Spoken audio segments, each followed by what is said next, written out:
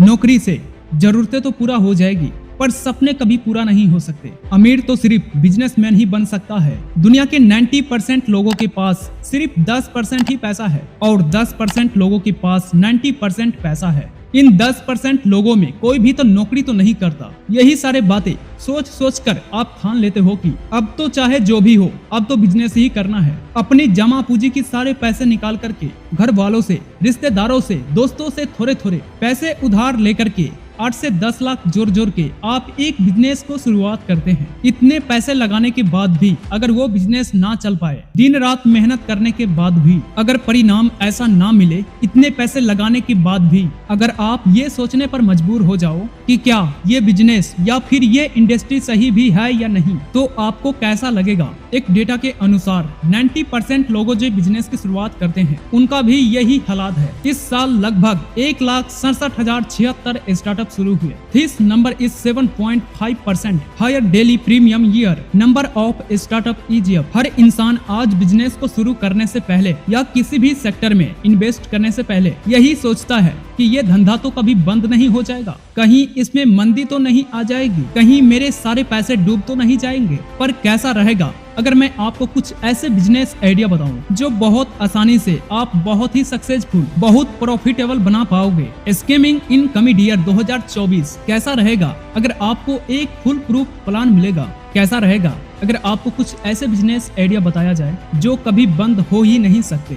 Great, जो धंधा चलेगा ही चलेगा। ये कुछ ऐसे बिजनेस है, कुछ ऐसे सेक्टर हैं जहां आप अपना बिजनेस को शुरू भी कर सकते हैं। इन सेक्टर की अच्छी कंपनी ढूंढ करके आप पैसे भी इन्वेस्ट कर सकते हैं। और अगर आप बिजनेस की दुनिया में नहीं आना चाहते तो इन ग्रोविंग सेक्टर में जॉब भी कर सकते हो। तो क्या आप तैयार हैं? चलिए स्टार्ट करते हैं। एमेजॉन, इस कंपनी का शुरुआत भारत में 2013 जून में हुई थी और देखते ही देखते कुछ ही सालों में हजारों करोड़ों का व्यापार करने लगी। रिसेंट रिपोर्ट के अनुसार एमेजॉन ने फाइनेंशियल ईयर 2022 में 21,462 करोड़ का व्यापार सिर्फ भारत में किया। Flipkart startup India in October 2017 from Bangalore और ग्रेंटली एक साल में लगभग 50,000 करोड़ का बिजनेस कर रही है। इसी तरह स्विगी का शुरुआत 2014 में हुई और ये 2022 तक ये $10 बिलियन यानी कि तकरीबन 80,000 करोड़ की कंपनी बन चुका है। हम बात करें जेप्टो की या फिर रेपोटो की, दुंगजा की, ग्रॉस की या फिर डिलीवरी की, इसमें से हर एक कंपनी का शुरुआत अभी हाल फिलहाल में हुई है, बट इन सब ने सुपरसोनिक स्पीड से ग्रो किया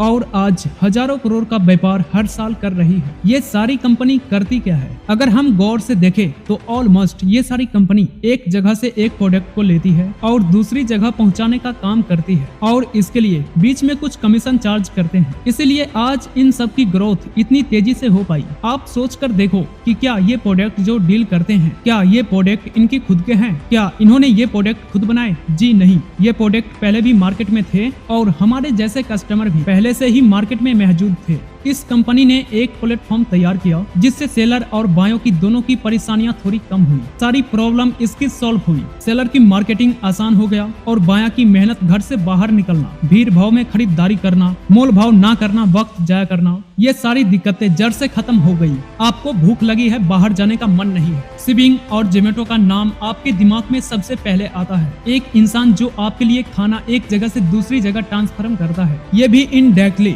ट्रांसपोर्टेशन का ही बिजनेस है। पहले हमें कहीं बाहर जाना होता था तो हम पर्सनल व्हीकल या फिर पब्लिक कार से जाते थे और आज के टाइम पर सबसे पहले ओला, उबर, रेडूट, इन सब का नाम हमारे दिमाग में आता है। ऐसे बहुत सारे प्लेटफॉर्म आज के टाइम पर मौजूद है जो सामान को एक जगह से दूसरी जगह पहुंचाते हैं और डायरेक्टली या इनडायरेक्टली ट्रांसपोर्टेशन के बिजनेस में ही है। तो अब आप भी इस इंडस्ट्री में कुछ बड़ा करने की सोच रहे हो, थोड़ी सी ब्रांड स्टॉक, थोड़ा सा दिमाग दौड़ाना शुरू कर दो और देखो कि आप कैसे इस इंडस्ट्री में इन्वेस्ट करके प्रॉफिट बना सकते हो। हर भारतीय को एक ही सपना होता है कि उनके बच्चे को अच्छी शिक्षा मिले और अपनी जिंदगी में बहुत आगे बढ़े और इसके लिए वो पैसे के साथ साथ अपनी पूरी जिंदगी भी अपने बच्चों को अच्छी एजुकेशन देने पर लगा देते हैं। तो अगर आपका भी टीचिंग सेंटर में ट्रस्ट है या फिर आप डायरेक्टली या इनडायरेक्टली बच्चे की लाइफ में उन्हें ग्रोथ दिला सकते हैं तो आपको एजुकेशन सेक्टर के अंदर जरूर इन्वेस्ट करना चाहिए। यूएनडी के शुरुआत 2010 में हुई और आज $4 बिलियन